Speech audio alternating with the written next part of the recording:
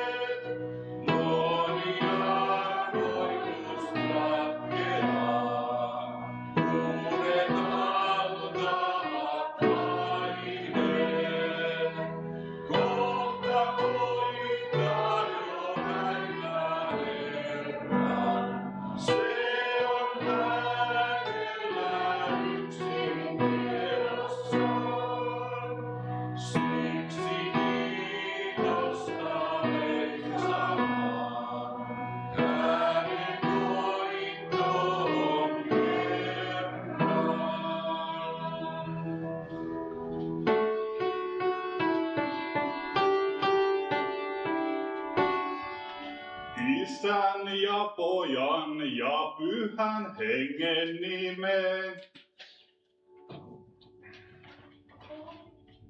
Amen, amen, amen. Herra olkoon teidän kanssanne. Myöskin on henkesi kanssa. Hyvä seurakunta, veljet ja sisaret Kristuksessa. Tänään on 3. sunnuntai loppiaisesta. Ja tänä sunnuntain päivän teksti käsittelee sitä, kuinka Jumalan armoa ei ansaita. Hän antaa sen meille lahjana. Olemme myös aloittamassa yhteisvastuukeräystä, jonka tämän vuoden teemana on lievittää ikääntyvien ihmisten hätää, yksinäisyyttä ja turvattomuutta. Tässä messussa palvelevat kanttoreina Harri Mölsä, suuntiona Jukka Paajanen, kuvaajana Matti Lötjönen. Meille saarnaa kirkkoherramme Raija Henttonen ja messussa avustaa ja rukoilee diakonimme Helena Matti. Minä olen Heikki Lavander ja toimin tämän messun liturgina. Jumalan lapsina meillä on oikeus tulla taivaallisen Isämme eteen. Saamme kiittää häntä, tuoda hänelle ilomme ja huolemme, suunnitelmamme ja yhteiset asiamme. Saamme rukoilla häneltä neuvoa, johdatusta ja uutta voimaa elämäämme. Jumala puhuttelee meitä sanalla ja kutsuu meitä ehtoollispöytään. Hän tarjoaa meille anteeksi antoa poikansa Jeesuksen Kristuksen tähden.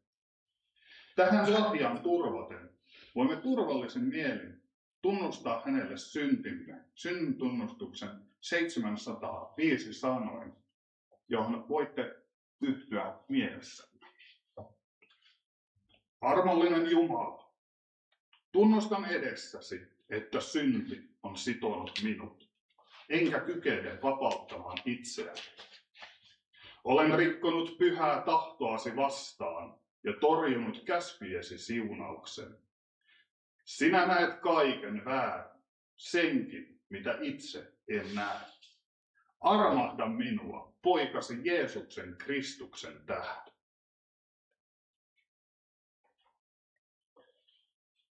Jeesus sanoo, ystäväni, ole rohkealla mielellä. Sinun syntisi annetaan anteeksi. Hänen palvelijanaan julistan sinulle tämän synnin päästön, Isän ja Pojan ja Pyhän Hengen nimeen. Amen, amen, amen. Rukoilkaamme. Jumala, Isämme, me kiitämme sinua siitä, että Jeesus Kristus on avannut tien sinun luoksesi. Vahvista uskoamme, lisää toivoamme ja uudista rakkauttamme. Aamen. Luen teille päivän psalmin, psalmista 18. Minä rakastan sinua, Herra. Sinä olet minun voimani. Sinä päästit minut turvaan.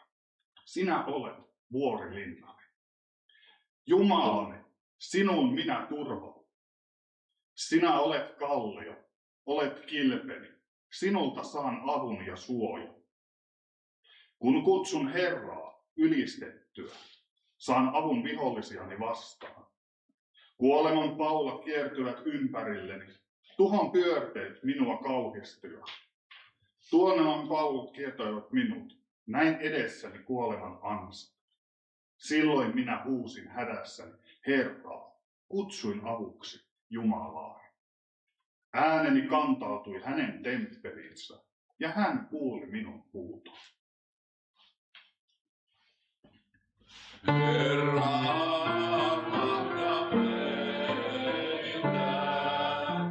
Kristus, armahda meitä. Herra, armahda meitä. Kunnia Jumalalle korkeuksissa. Matkalla rauha ihmisillä, joita hän rakastaa. Pyhä, pyhä, pyhä, suuri Jumalamme, laulullen sinulle me tuomme kiitoksen. Pyhä, pyhä, pyhä, armon antajamme, laupias Herra, kolmi yhteinen. Pyhä, pyhä, pyhä, kiitos laulu suuri. Kaiku halki taivaan marja, terveen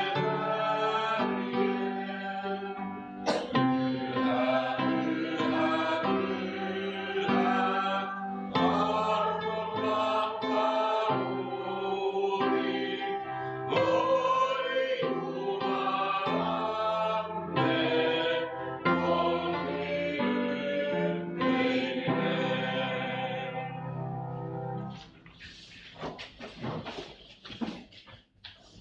Rukoilkaa. Armon ja laupeuden Jumala, sinä annat apusi kaikille sinua etsiville.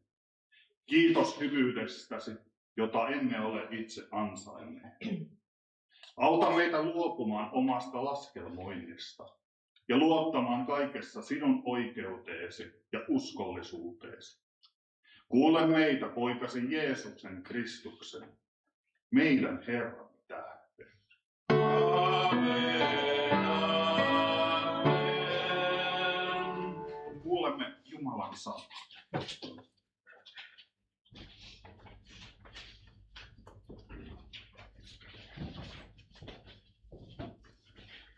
Kuulkaamme Jumalan sanaa 5. Mooseksen kirjasta luvusta 7. Muistakaa, että olette Herralle Jumalallenne pyhitetty kansa. Herra teidän Jumalanne valitsi teidät maailman kaikkien kansojen joukosta omaksi kansakseen.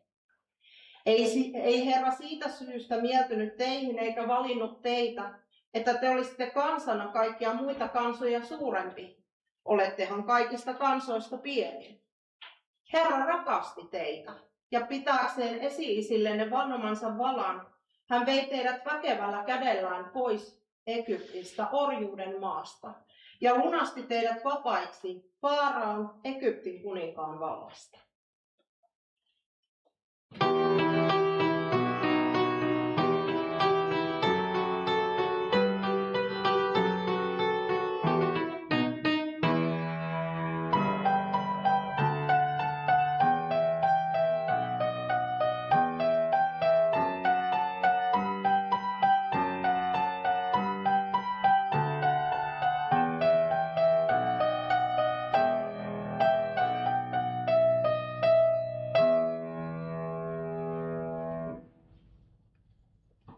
Kuulkaamme Jumalan sanaa toisesta kirjeestä Filippiläisille luvusta 3.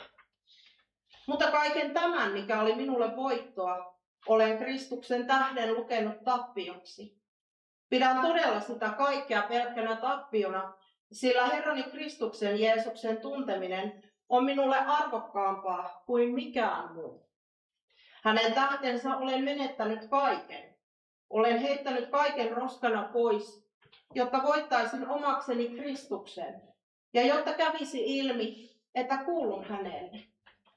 Näin minulla ei ole enää mitään omaa, lain noudattamiseen perustuvaa vanhurskautta, vaan se vanhurskaus, jonka perustana on usko Kristukseen ja jonka Jumala antaa sille, joka uskoo. Minä tahdon tuntea Kristuksen ja hänen ylösnousemisensa voiman ja tulla hänen kaltaisekseen osallistumalla hänen kärsimyksiinsä ja kuolemaansa. Ehkä silloin saan myös nousta kuolleista. En tarkoita, että olisin jo saavuttanut päämääräni tai jo tullut täydelliseksi, mutta pyrin kaikin voimin saavuttamaan sen, kun kerran Kristus Jeesus on ottanut minut omakseen. Veljet, en katso vielä päässeeni siihen asti.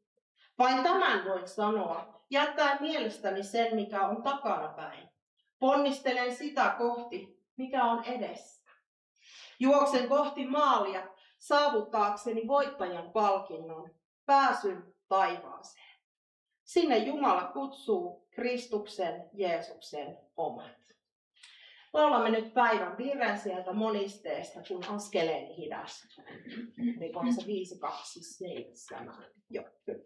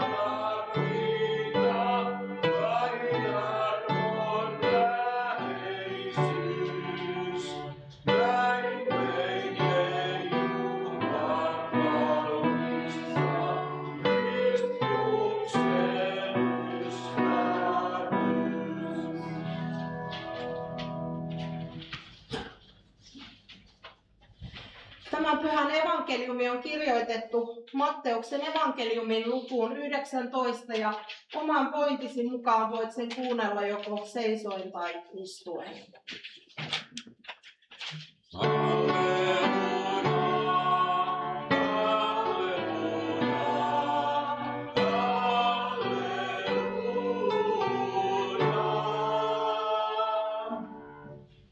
Pietari sanoi Jeesukselle: me olemme luopuneet kaikesta ja seuranneet sinua. Mitä me siitä saamme?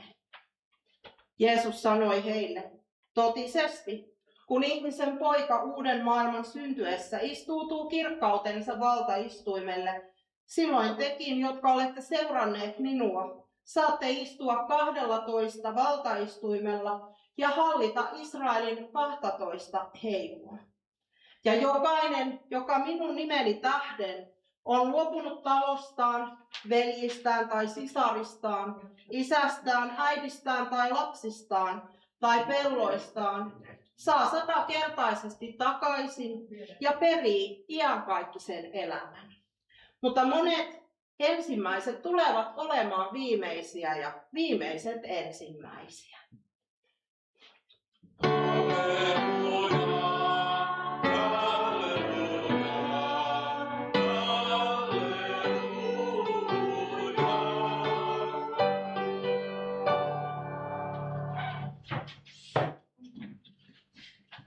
Mitä sinä olisit valmis tekemään rakkauden takia? Jokainen, joka on joskus elämässään rakastanut, tietää, että rakkauteen liittyy uhrauksia. Sitä, että luopuu jostakin itselleen tärkeästä tai mielekkäästä toisen ihmisen hyväksi. On valmis menemään omalle epämukavuusalueelle, jotta toisella olisi parempi olla. Tämä pätee parisuhteeseen, vanhemman ja lapsen suhteeseen ja usein myös tärkeimpiin ystävyyssuhteisiimme. Mitä tärkeämpi ja rakkaampi ihminen on kyseessä, sitä suurempiin uhrauksiin olemme yleensä valmiita. Puolison vuoksi moni on luopunut totutusta elämästään ja muuttanut uudelle paikkakunnalle, mistä ei tunne ketään. Monet äidit ja isät löytävät itsestään taistelevan leijonan ja ovat valmiita tekemään kaikkeensa lapsensa puolesta, kun tilanne sitä vaatii. Ja jotkut aikuiset saattavat luopua palkkatyöstään tai jättää jopa koko oman elämänsä ikään kuin tauolle, pitääkseen huolta ikääntyvistä ja sairaista vanhemmistaan. Tavallisesti ihmisten väliseen rakkauteen liittyy kuitenkin vastavuoroisuus. Kun me teemme ison uhrauksen, odotamme, että sitä arvostetaan ja saamme siitä jonkinlaisen palkinnon. Jos esimerkiksi parisuhteen vuoksi on muuttanut toiselle paikkakunnalle ja luopunut ystävistä ja harrastuksista ja työpaikasta ja kaikesta tällaisesta, niin varmasti odotusarvo on se, että se kumppani arvostaa sitä, viettää sinun kanssasi aikaa ja se suhde pääsee syventymään ja etenemään. Ja jos niin ei käy, niin se voi olla iso pettymys. Pahimmillaan suhde voi jopa katketa kokonaan tai ehkä jopa sitten johtaa katkeroitumiseen. Pietari ja opetuslapset eivät tietenkään olleet parisuhteessa Jeesuksen kanssa, mutta tässä mestarin ja opetuslasten välisessä suhteessa on kuitenkin vähän samankaltaista dynamiikkaa ja kysymys rakkaudesta ja uhrauksista. Jeesus rakasti ja kutsui mukaansa 12 seuraajan ydinjoukon. Tämä joukko uskoi Jeesukseen, vaikuttui hänen rakkaudestaan ja jätti kaiken taakseen seuratakseen Jeesusta ja tehdäkseen sitä, mitä Jeesus käski tehdä. Ajattelen itse niin, että usko on paljon enemmän kuin pelkkä oppirakennelma, jota pitää toteilla. Itse ajattelen, että usko ja rakkaus ovat lähellä toisiaan. Usko on vastaamista Jumalan rakkauteen. Se on Jumalan ja lähimmäisen rakastamista. Minä itse olen aikanaan kokenut voimakkaan uskontulokokemuksen 15-vuotiaana ja olen monesti sitä kuvannut niin, että ennen kuin Jeesus kosketti, minun oma mielenmaisema, sielunmaisema oli hyvin musta. Mutta sen jälkeen olen katsellut tätä maailmaa vaaleanpunaisten lasien läpi ikään kuin. Ja minä mietin sitä, että onkohan Pietarilla ollut samanlaista. Hänen ja Jeesuksen tarinahan alkoi, kun Pietari oli vaikeassa tilanteessa. Pietari eli köyhää ja vaatimatonta kalastajan elämää. Luukan evankeliumin mukaan hän asui anoppinsa kanssa. Ja tästä voidaan päätellä, että Pietari on joutunut häiden jälkeen muuttamaan vaimonsa perheen kotiin, niin sanotusti kotivävyksi. Kun taas yleensä tuossa Jeesuksen aikaan oli tapana toimia toisinpäin, eli morsian muutti tai tuore vaimo muutti miehensä perheen kotiin. Todennäköisesti Pietarin lähtökohdat olivat siis niin vaatimattomat, että ei ollut kotia, mihin vaimo olisi voinut muuttaa. Elämä oli jatkuvaa sinnittelyä päivästä toiseen. Kun Jeesus teki ihmeen ensin valtavan kalansaalin muodossa ja myöhemmin parantamalla Pietarin sairastuneen anorin, Pietari vaikuttui. Hän oli valmis jättämään kaiken seuratakseen Jeesusta. Niin paljon hän Jeesusta rakasti ja niin suuren vaikutuksen Jeesus oli häneen tehnyt. Mutta nyt tässä tämän päivän evankeliumin tekstissä Pietariin iskee epävarmuus. Onko kaikki sittenkään sen arvoista? Tämä johtuu siitä, että Jeesus oli juuri vastannut melko ankarasti nuorelle rikkaalle miehelle, joka kysyi, mitä hänen pitäisi tehdä, jotta hän saisi iankaikkisen elämän. Nuori mies luetteli Jeesukselle, miten hyvin hän oli noudattanut kaikkia käskyjä. Hän ei ollut tappanut, ei tehnyt aviorikosta, ei varastanut, eikä todistanut valheellisesti. Hän oli kunnioittanut isänsä ja äitiänsä ja rakastanut lähimmäistä niin kuin itseään. Mutta se ei riittänyt Jeesukselle. Jeesus sanoi, jos tahdot olla täydellinen, niin mene ja myy kaikki, mitä sinulla on, ja anna rahat köyhille. Silloin sinulla on aarre taivaassa. Tule sitten ja seuraa minua. Mutta tähän rikas nuorukainen ei pystynyt. Pietari onkin huolissaan, riittävätkö hänen omat uhrauksensa. Hän oli luopunut kyllä kaikesta ja lähtenyt seuraamaan Jeesusta, mutta Pietarin kaikki oli lähinnä halpa kalastusverkko ja vene sekä matalapalkkainen kalastajan ammatti, jolla juuri ja juuri selvisi päivästä toiseen. Tuo rikas mies oli ainakin päällisin puolin tehnyt ikään kuin isompia uhrauksia. Ja vaikka Pietari ei ollut joutunut luopumaan ikään kuin kovin paljosta, niin se oli silti se hänen kaikkensa. Jos asiat eivät menisikään Jeesuksen kanssa ihan putkeen, niin Pietari joutuisi vielä hankalampaan tilanteeseen, koska silloin hänellä ei olisi enää edes niitä kalastustarvikkeita turvana tuomassa sitä elantoa. Jeesus lupaakin Pietarille ja muille opetuslapsille hienon palkinnon. He saisivat johtaa Israelin 12 heimoa. He saisivat 100-kertaisesti takaisin kaiken sen, mistä he olivat luopuneet. He saisivat iankaikkisen elämän. Uuden maailman syntyessä asiat olisivat toisin kuin tässä elämässä. Ensimmäiset ovat viimeisiä ja viimeiset ovat ensimmäisiä. Jeesuksen seuraajat eivät olleet oman aikansa menestyjiä. Mihin menestyjät edes tarvitsisivat Jeesusta. Heillähän oli oma vaurautensa ja merkittävä asemansa yhteiskunnassa, jonka varaan he pystyivät rakentamaan elämänsä. Ei heitä kiinnostanut Messias, joka on lähetetty ilmoittamaan köyhille ilosanoma, julistamaan vangituille vapautusta, sokeille näkönsä saamista, päästämään sorretut vapauteen ja julistamaan Herran riemuvuotta. Sen sijaan vähäosaisille, jotka odottivat vapahtajaa, nuo sanat kolahtivat ja kovaa. Opetuslapset saivat palkintonsa. Jeesuksen ylösnousemuksen ja taivaaseen astumisen jälkeen he saivat jatkaa Jeesuksen tehtävää, julistaa ristiin naulittua Kristusta, syntien anteeksi antamista ja kuolleiden ylösnousemista. He saivat murtaa leipää ja jakaa sen yhdessä toisten Jeesukseen uskovien kanssa. He johtivat ensimmäisiä seurakuntia ja antoivat esimerkin kaikille, jotka heidän jälkeensä ovat johtaneet tai jotka tulevat vaikka tämä meidänkin elämämme jälkeen vielä johtamaan seurakuntia. Uskon, että he pääsevät myös Jeesuksen luo iankaikkisuuteen marttyyrikuolemansa jälkeen. Eli he saavat moninkertaisesti takaisin sen, mistä he olivat Jeesuksen tähden luopuneet. Pietari on yksi tunnetuimmista henkilöistä Raamatussa, mutta kuka muistaa enää sen, kuka oli tuo rikas nuori mies? Ei kukaan. Jumalan rakkaudessa ei kuitenkaan pohjimmiltaan ole kysymys vastikkeellisuudesta, vaan armosta. Jeesus ei rakastanut Pietaria siksi, että Pietari luopui kaikesta ja lähti seuraamaan Jeesusta. Jeesus rakasti Pietaria jo paljon ennen sitä. Silloin kun Pietari oli vain Simon, vaatimaton kalastaja Kapernaumista.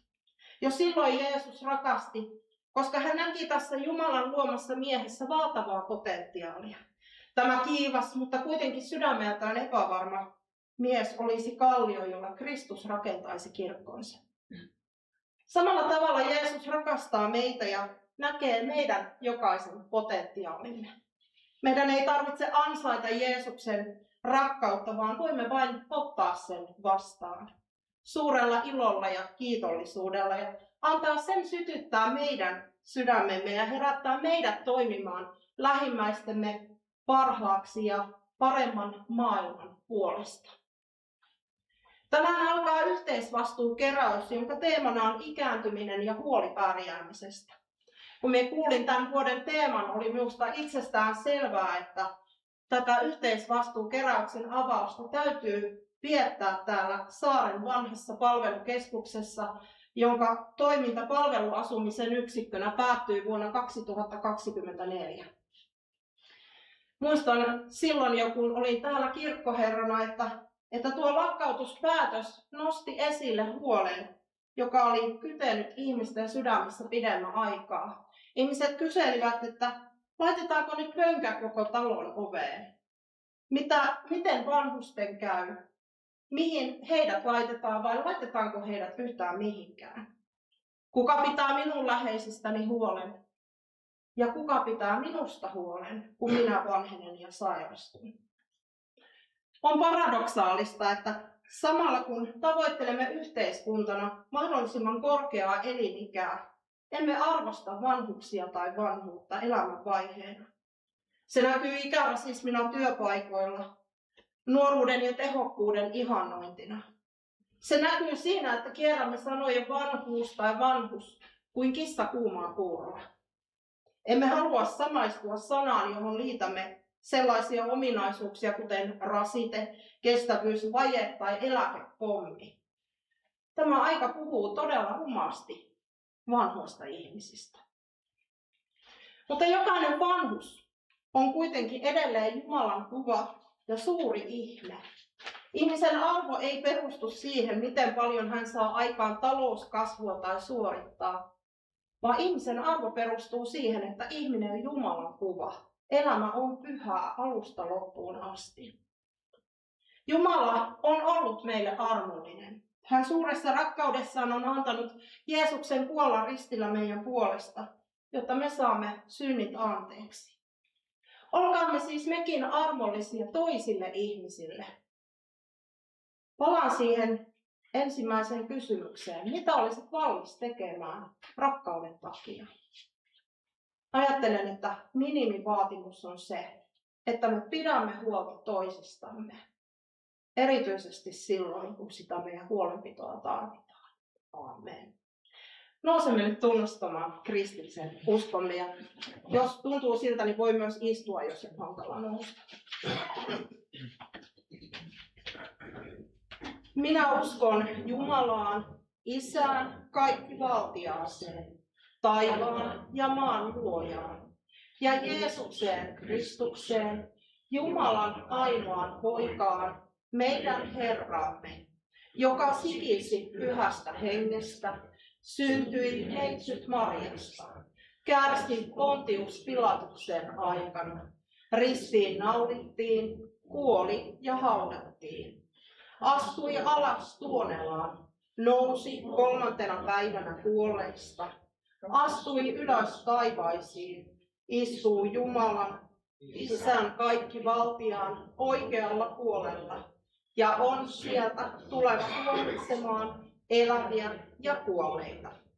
Ja pyhään henkeen, pyhän yhteisen seurakunnan, pyhän yhteyden, syntien anteeksi antamiseen, ruumiin ylösnousemisen ja iankaikkisen elämän.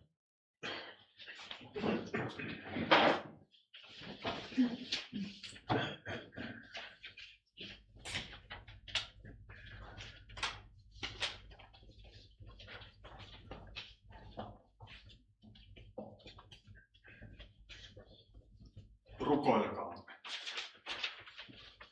Pyhä Jumala, taivaallinen Isämme, kiitämme sinua sanastasi, jossa saamme kuulla äänesi. Rukoilemme koko kirkkosi puolesta, niin lähellä kuin kaukana. Anna meille kaikille uskoa, toivoa ja rakkautta. Siunaa hiippakuntamme piispaa, seurakuntamme työntekijöitä, luottamushenkilöitä, vapaaehtoisia, kaikkia meitä seurakunnassasi. Pidä meistä huolta, tuo meidät yhteen sinun kunniaksesi. Anna meidän nähdä kuvasi toinen toisessamme, lähimmäinen jokaisessa.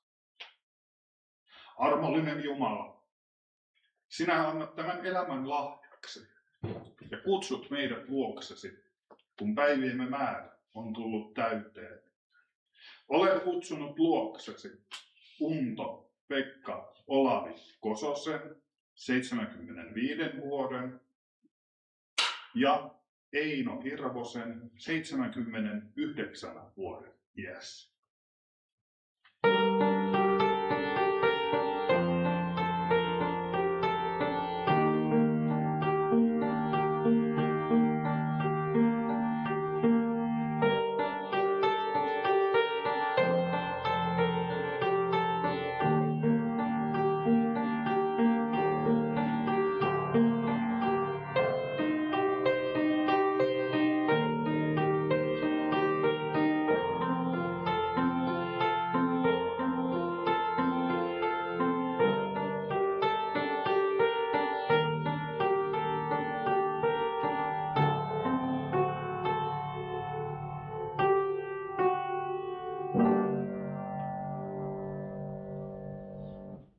Me kiitämme heidän elämästään ja uskomme heidät sinun käsiksi. Ole lähellä surevia. Anna valosi valaista surun ja kaipauksen keskellä. Lakkaamatta muistuta meitä ylösnousemuksen lupauksesta ja jälleen näkemisen toivosta. Rukoilemme sinua maamme ja kansamme puolesta. Rukoilemme tasavallan presidentin ja hallituksen, eduskunnan ja kaiken julkisen vallankäytön puolesta.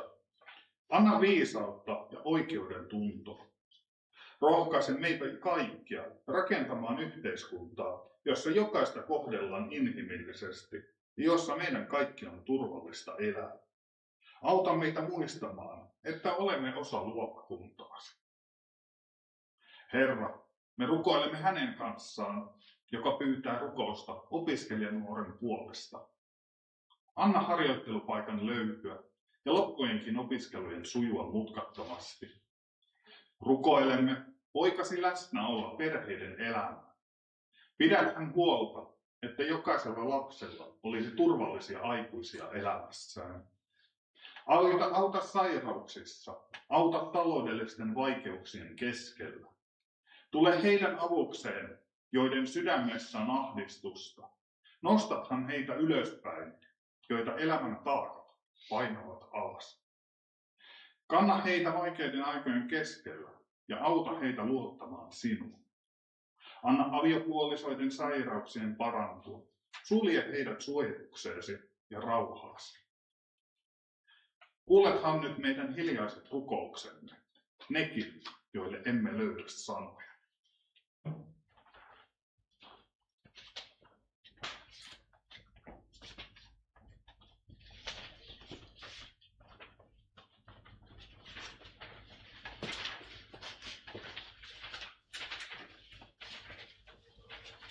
Pyhä Jumala, sinä näet ja tiedät tämän maailman ja kaikki tässä maailmassa elävät kaikenikäiset ihmiset.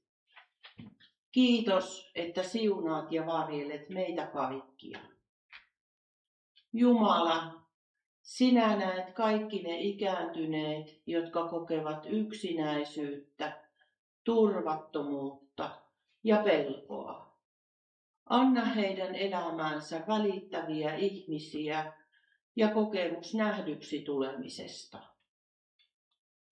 Tee meistä kaikista valmiita välittämään toisistamme ja olemaan ihmisenä ihmiselle. Siunaa tämän vuoden yhteisvastuukeräystä, jotta sen kautta vanhusten kokema näkymätön hätä tulisi nähdyksi ja että heikoimmassa asemassa olevien avun tarpeeseen voitaisiin vastata. Kiitos kaikista vapaaehtoisista, jotka antavat aikaansa yhteisvastuukeräyksen toteuttamiseen, esimerkiksi lipas- tai listakeräjänä ja palvelustehtävissä erilaisissa tapahtumissa. Siunaa lähetystyötä kaikkialla maailmassa. Erityisesti tuomme eteesi omat nimikkolähettimme Titaan, Saran, Miian perheineen sekä Annun ja Pedron. Auta meitä rakastamaan ja palvelemaan toinen toisiamme ja kaikkia sekä lähellä että kaukana eläviä lähimmäisiämme. Siunaa kaikkialla maailmassa tehtävää auttamistyötä. Taivaan Isä, kiitos siitä, että olet rukouksia kuuleva Jumala. Jää siunaamaan meitä kaikkia ja kaikkia maailman ihmisiä. Aamen.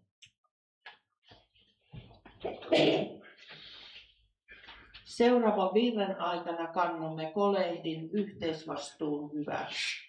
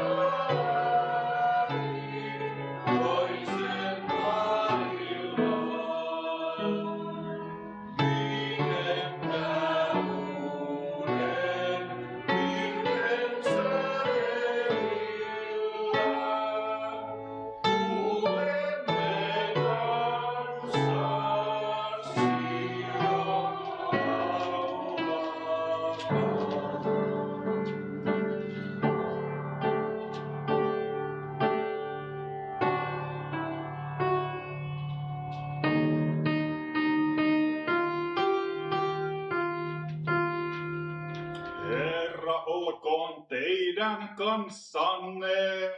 Myös sinun hengesi kanssa.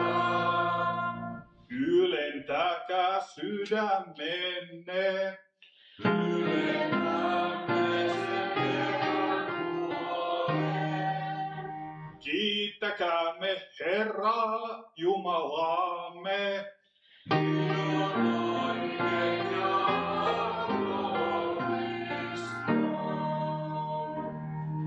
Luonnollisesti on oikein ja arvollista, että me kiitämme sinua aina ja kaikkialla.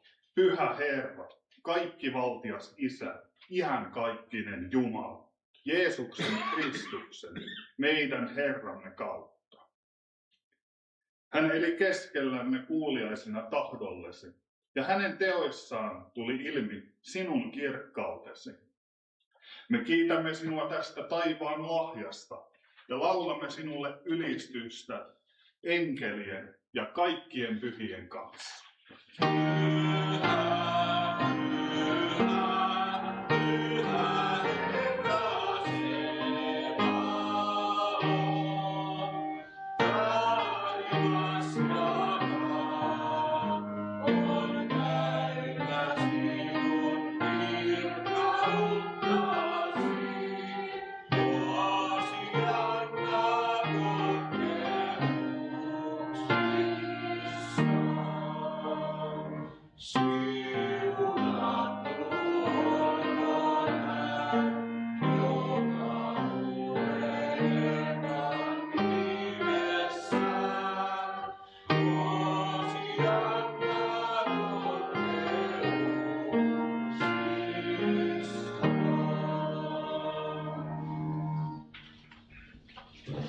Taivaallinen Isä, kaiken luoja, me muistamme kiitollisina, mitä olet tehnyt puolestamme.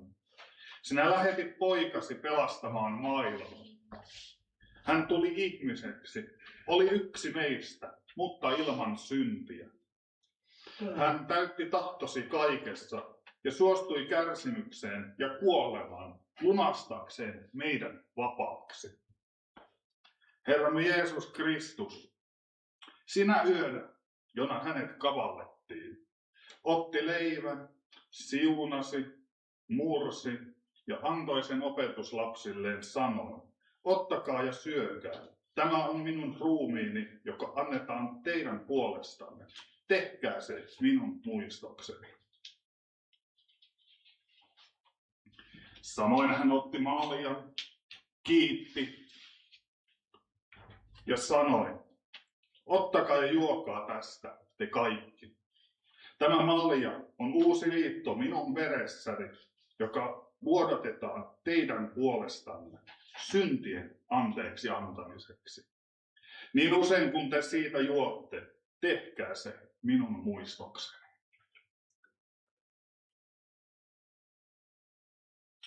Armollinen Isä, me tahdomme täyttää tämän käskyn ja viettää pyhää ehtoollista poikasi muistoksi. Ja niin julistaa hänen kuolemansa, kunnes hän tulee.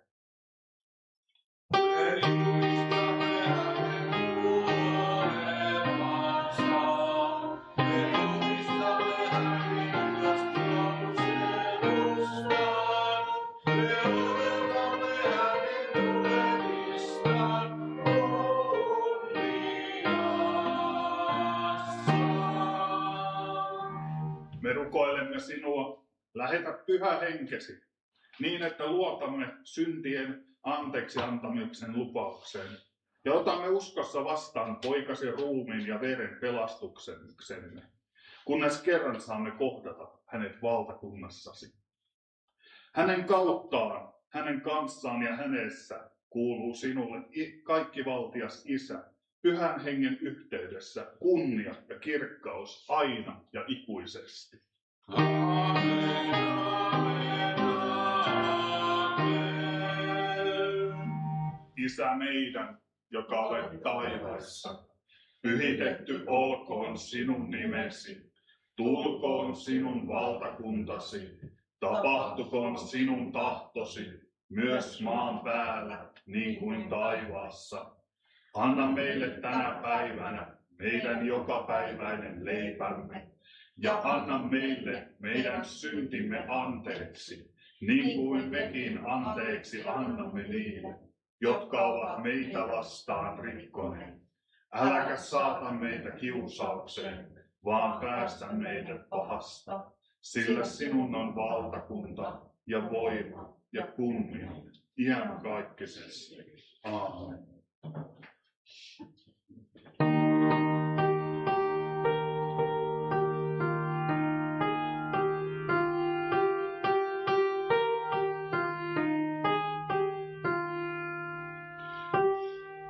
Herran rauha olkoon teidän kanssanne. Myös sinun perheesi kanssa. Jumalan kaunissa, joka kannat maailman synnin, armahda meitä. Jumalan kaunissa, joka kannat maailman synnin, armahda meitä. Jumalan kaunissa, joka kannat maailman synnin, anna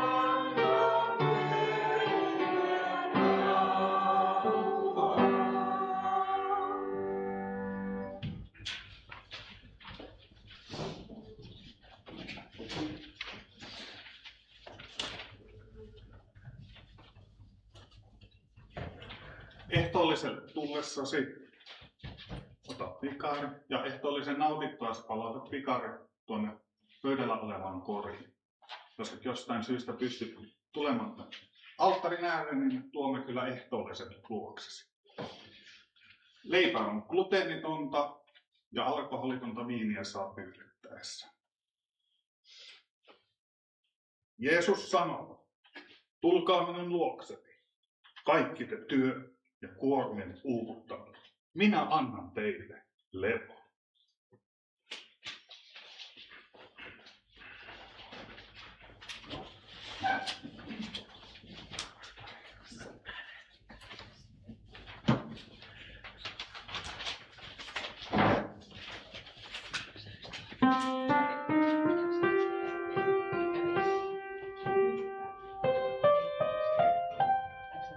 Herramme Jeesuksen Kristuksen sinun puolestasi. Herramme Jeesuksen Kristuksen sinun puolestasi.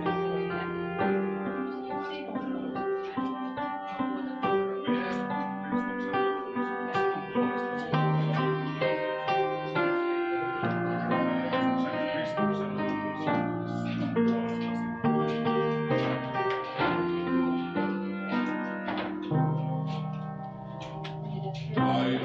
Kaikki palvotamme, saisuttaa Kristuksen. Hän on minut keskellemme, väistyy uimavireen. Kristus näyttää nuoria.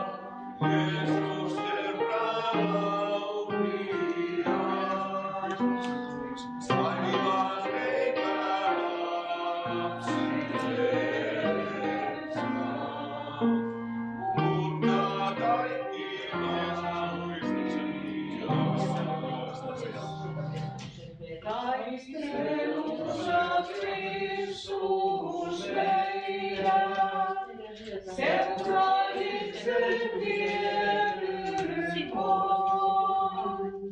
Hän on valo aukeuden, rauhan lähde loputon. Voimallansa Kristus urskaa, vallattyön ja turhion. Kerubitkin silillänsä, verhoavat kasvojaan.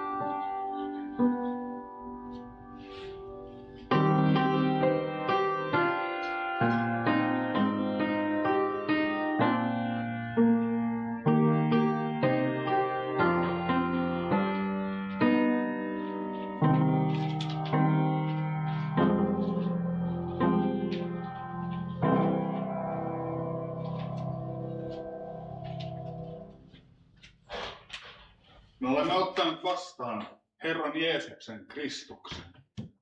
Hän varjelkoon meidät iankaikkiseen elämään.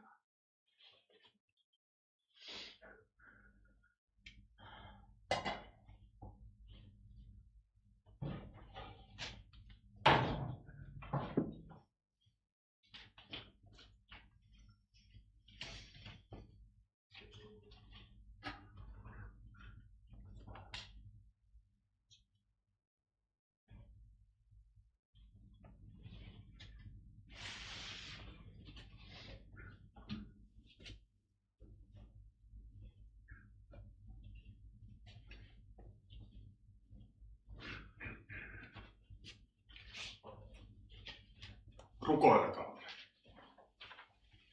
Taivaallinen Isä, me kiitämme sinua ehtoollisen lahjasta, jolla vahvistat uskoamme sinuun. Liitä meidät rakkaudessa toinen toiseemme ja säilytä meissä ikuisen elämän toivo. Kuule rukouksemme poikasi Jeesuksen Kristuksen tähden. Amen, amen.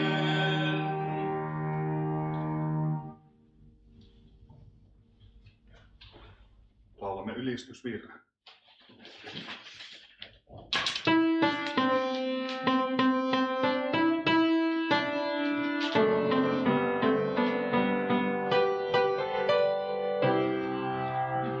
Päivä vain ja hetki kerrallansa, sillä lohdutuksen ajassa.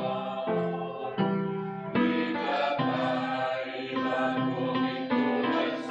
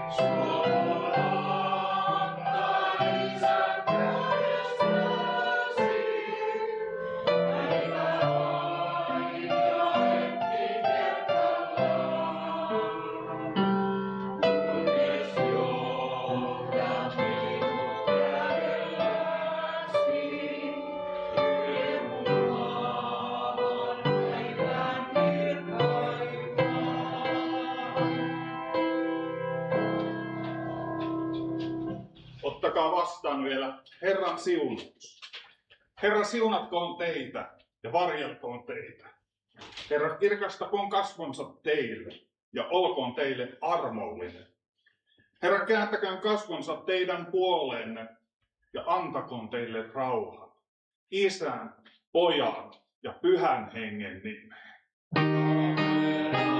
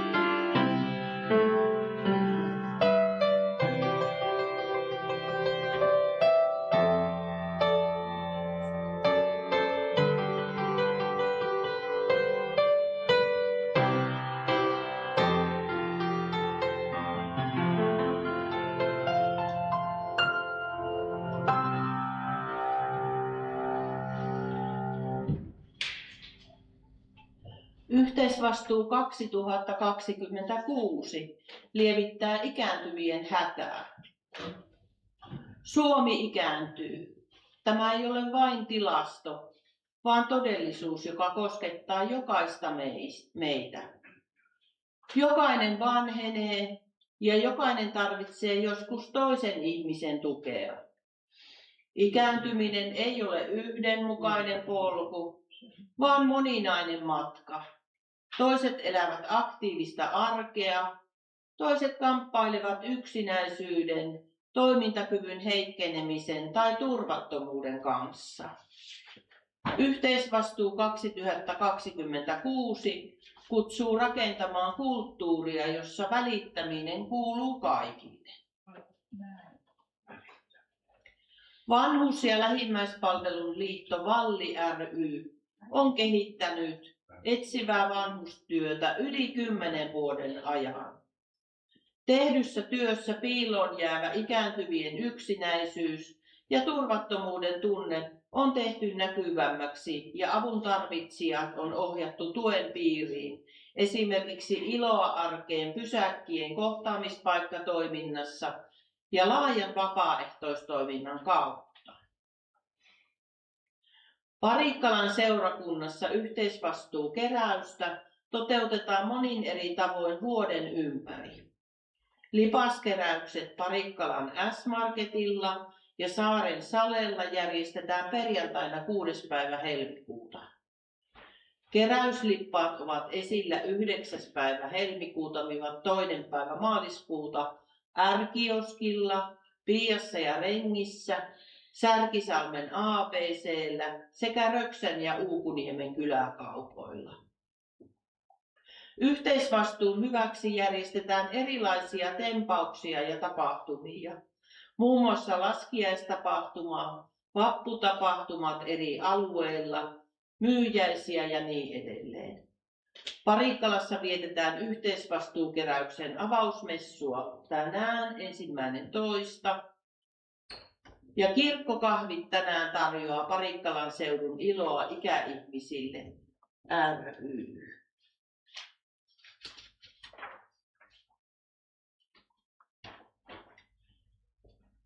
Lähtekää rauhassa, olkaa rohkeat, pitäkää hyvästä kiinni. Älkää vastatko pahaan pahalla. Rohkaiskaa arvoja, tukekaa heikkoja, auttakaa sorrettuja. Kunnioittakaa kaikkia ihmisiä. Rakastakaa ja palvelkaa Herraa ja toinen toisianne. Pyhän Hengen voimassa iloiten. Aamen. Olette kaikki tervetulleita kirkkokahville. Olkaa hyvä. Joo, mikä on hakemassa kahvikärryt tuolta, en viittinyt niitä rämistellä tähän näin, etten häiritse messua. Tarjolla on sellaisia tasangon sitruunamuffineja, jotka on laktoosittomia. Sitten siellä on olemassa myös sellaisia kanelipullia, jotka on gluteenittomia, että jos gluteenittomia on keskuudessamme. Ja ihmettelitte varmaan, missä tuolit on, niin ne on siellä. Eli ota istuimesi ja käy. No kyllä myöskin niitä nostellaan, mutta että siirretään tähän näin, me mahutaan kivasti yhden pöydän äärelle, niin haastellaan mukavia niitä näitä juodaan kahvit, mitä sitä riittää, siis niitä muffineja ja muuta, että me ollaan varauduttu isoon porukkaan, että Santsatakki saa ja vietetään mukava lysti sunnuntai-iltapäivän alku tässä yhdessä. Hyvä. Olkaapa hyvä teille pyörätuolilla.